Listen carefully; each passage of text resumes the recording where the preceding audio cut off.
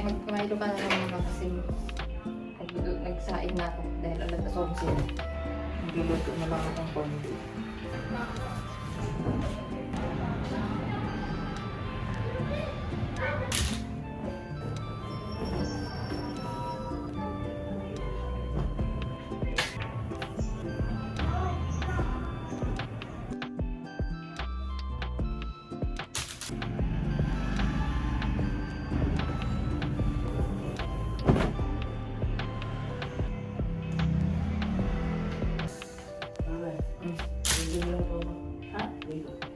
Ang dito.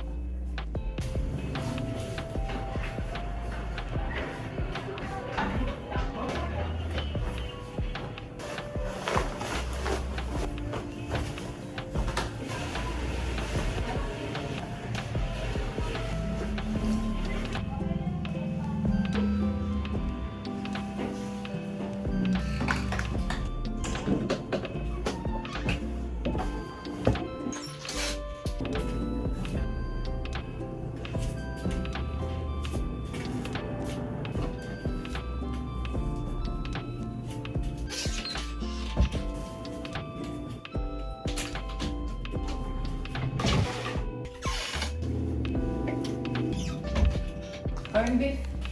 Corned beef na lang talaga. Ha?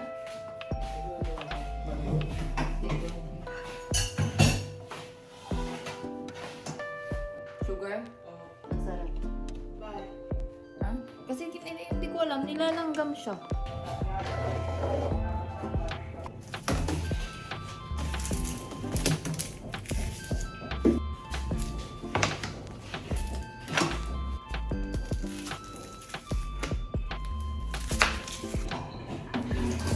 Sugar na yan. Ilagay ko dito. Hmm? Dito.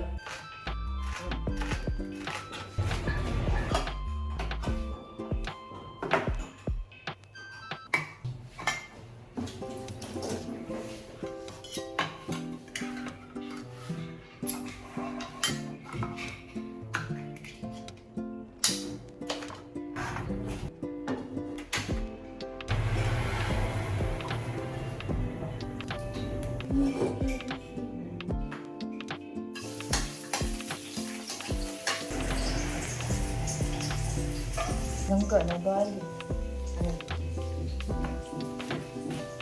Ang bago.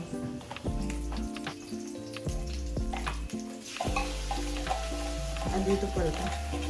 Kain ka na ng kanin.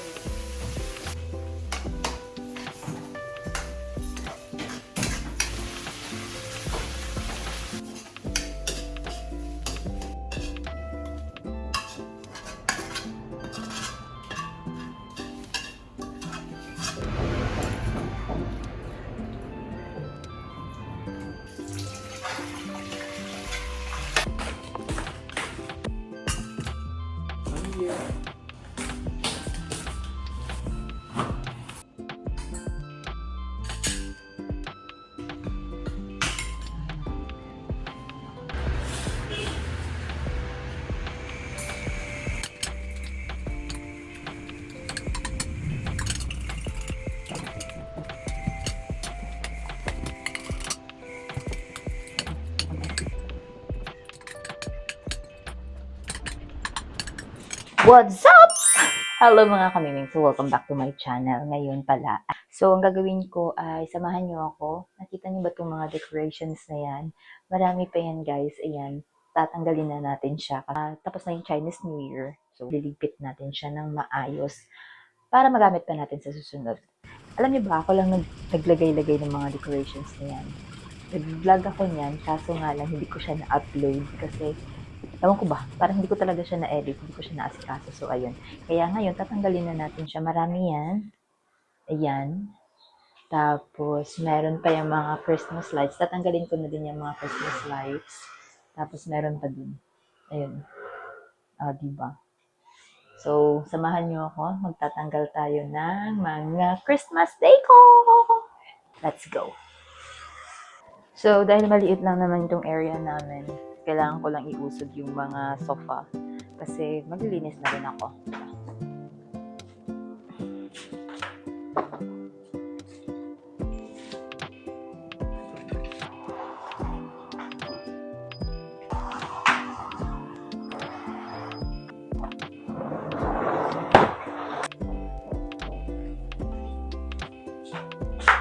Alam niyo ba, mayroon ako nabiling vacuum. Nasira siya guys, nag-overheat. And hindi ko na makita yung warranty na resibo. So ayun, hindi ko na siya napagawa. Andun lang siya sa taas nakatabi. Grabe, ang dumi na.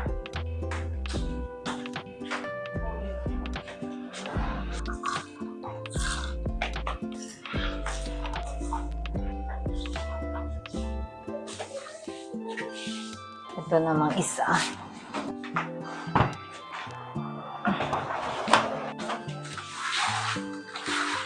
Kaya mas okay sana kung vacuum kaso sira siya Hindi ko alam na mag-overheat pala siya. Bigla na lang siyang pumutok.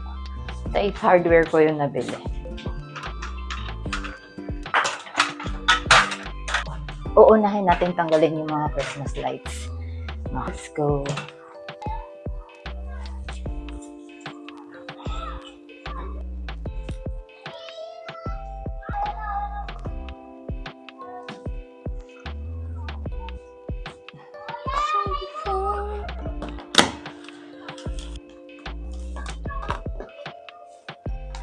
Dahan-dahan lang kasi baka nasira yung wire.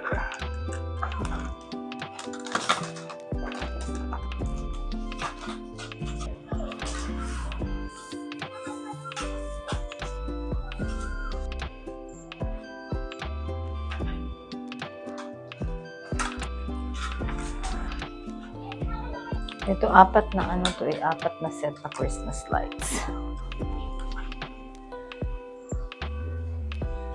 Yan lang.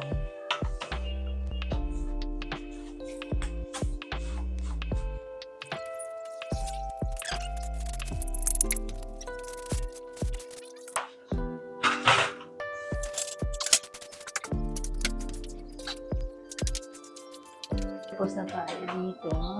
Ayan yung aking dalawang pusa. Ikinulong ko. Dito kayo, babies.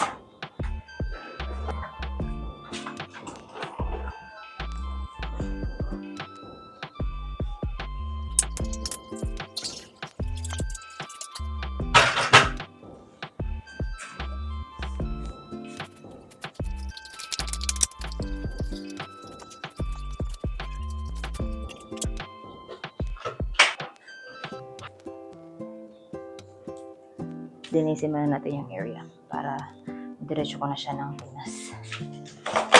Ito pala ay cut later nila Nana.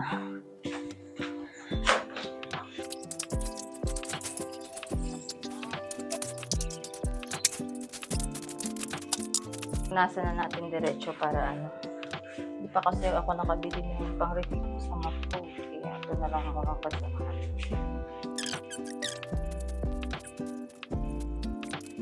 Ito pala yung box ng aking mga Christmas decor. Dito ko sila ilalagay dito. Maganda tong Meowtek mga kanino. Kasi siya. Nagka-clamp talaga siya ng kaklamp talaga siya ng as in. Tapos,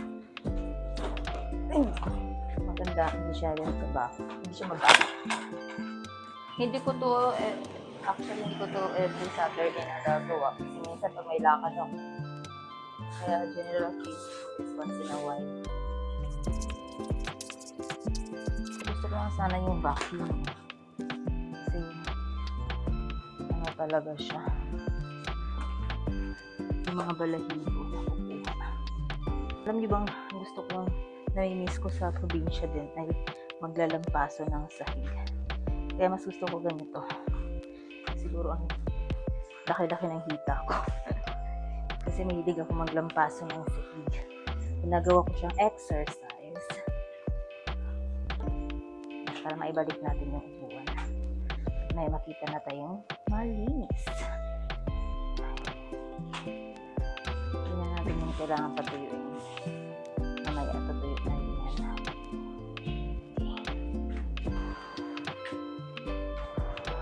Okay.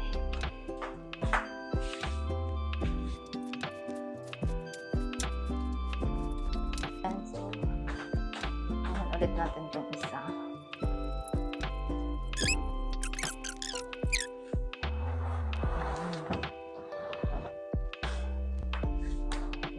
Sorry, sira na nga yung aming floor mat Kailangan namin palitan.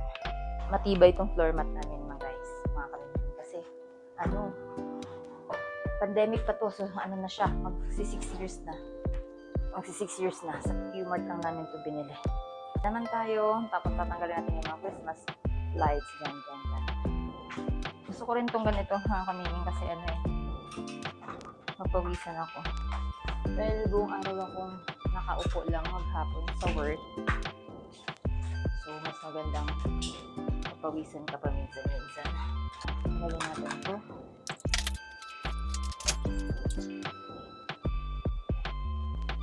Okay. Second, pangalawa na to.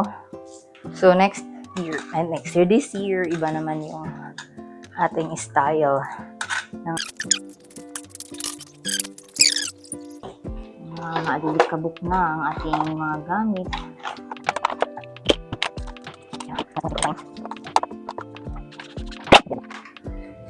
Maalilikabok na siya kasi na-ching na ako. Ang gandahan itong lagayan na to.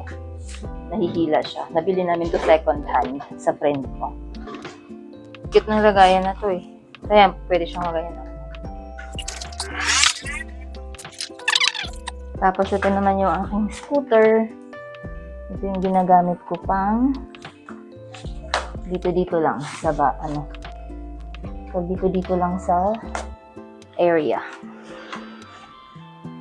Gamit na gamit to sa akin.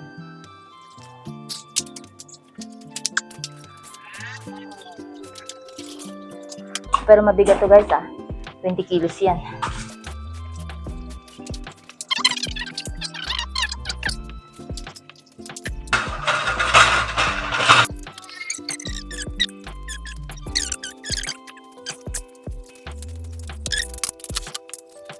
Ito naman yung aking isang kulungan pag nagpapavet.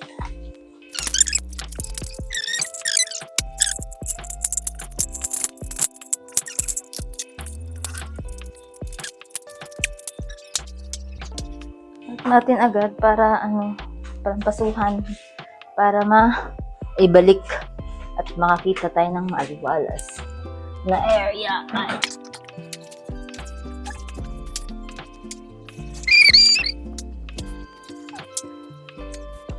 Sub lang natin to. Ito din, nabili ko rin po ito sa Ace Hardware pero sa online lang. Pero hindi siya masyadong sturdy.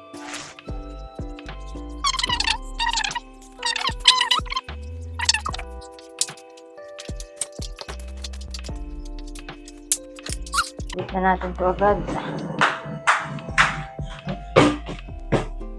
Tapos ito din.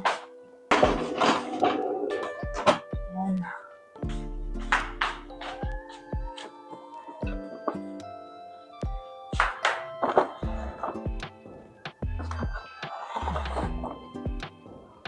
So, i-aakit natin sa taas.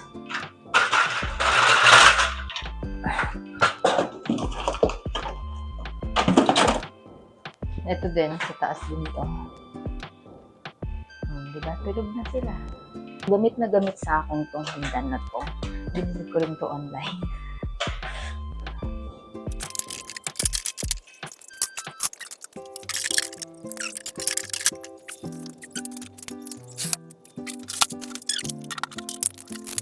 Okay. Ito naman, kailangan ng malabhan. Ito kasi ako dito ako nakaupo eh. Gusto ko yung may ganyan.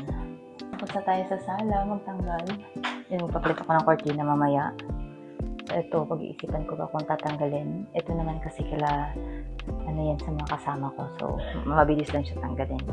And isipin ko pa kung saan nila ipapalagay yan. So, dito naman tayo. Yan yung mga yan sa ating hallway. Ito, mabilis na lang to. So, dapat mga kamiming, nagsasalita ako dyan. Ang haba-haba na ng mga sinasabi ko simula dito hanggang matapos. Pero yun pala, nakamute pala ako.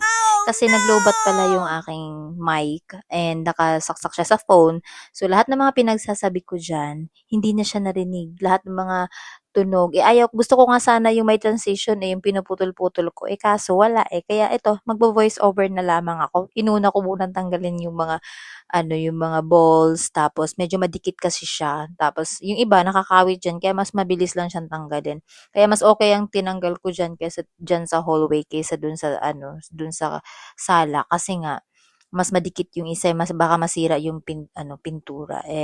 Dito kasi kinawit ko lang yung iba diyan tapos sa gilid kaya mabilis lang siyang tanggalin. So, ngayon, isusunod ko naman yung gitna, pero yung tinanggal ko na ang green. Nakalimutan ko anong pangalan niyan. Parang Christmas garland ba yan? Kailangan ko muna siyang apak-apakan para mag-straight siya. Kasi ano naman yan alambre. Kaya nayuyupi din siya para maitabi ko siya ng maayos. Kasi ilalagay ko yan sa plastic. Tapos itataas ko dito sa, sa my room namin.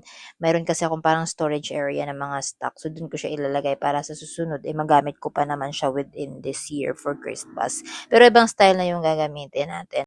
So, ayun, habang nagtatanggal ako mga kamiming, ay unti-unti ko rin nililinis yung hallway para at least maaliwalas na din siya. So, ayun.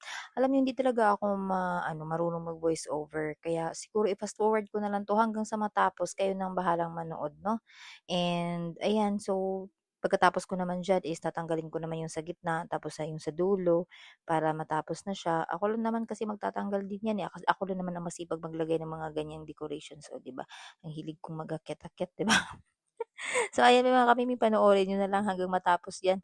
Diyos ko po, bakit naman kasi katagahan ko. Ayan tuloy. Gusto ko sana yung may munting music ba parang ASMR na tapos pinuputol-putol. Ayan tuloy. Hay nako.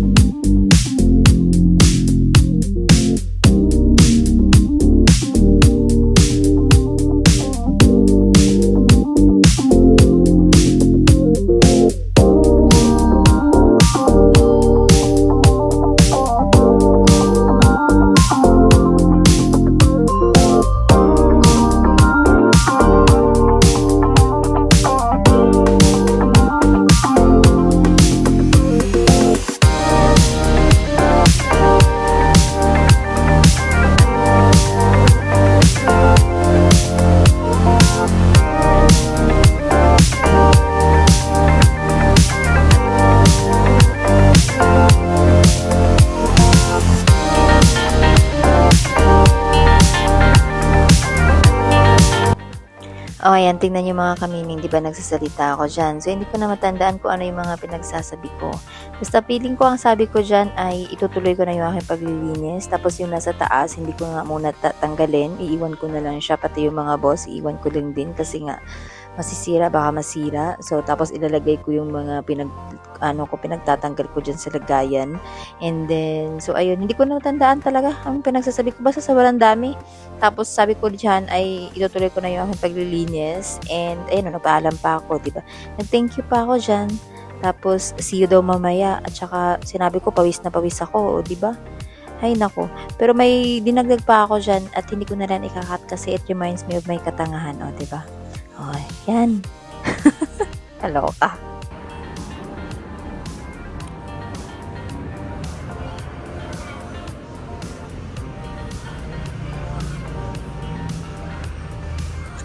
Ayan, thank you for watching mga kamining. Sa susunod ulit. Bye!